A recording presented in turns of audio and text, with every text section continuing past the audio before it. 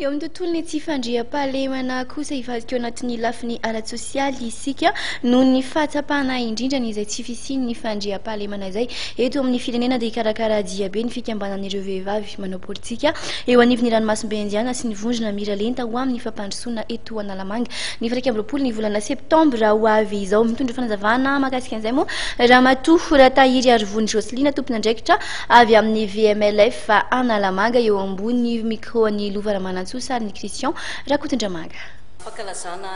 international angamatsika ny atao hoe andron'ny demokrasia amin'ny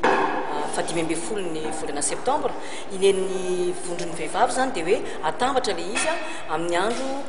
international ihany koa fankalazana ny fandriam-pahalemana eran-tany amin'ny sabotsy faraika amby roapolo ny volana septambra ho avy izao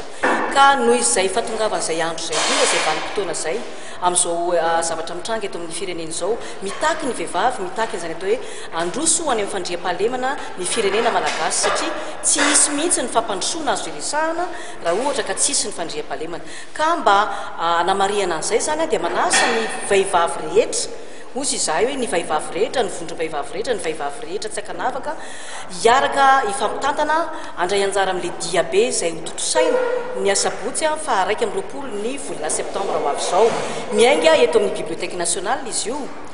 amin'ny sivora tsy diso amin'ny valo zany efa fotoana eto dia iodina indray mandeha eo Mahamasina ifampitantana dia rehefa avy eo mifara eo amin'ny stade ny Mahamasina izany dia iangaviana ny vehivavy hitondra amin'ny taratasy A4 anankiray zany ny raha taratasy anankiray raha tonga zany zany andro fankalazana zany atao hoe fandriam-pahalemana eran-tany zany inona no mba hitahetany amin'ny mahavehivavy azy izany zany no takiana vehivavy mba ho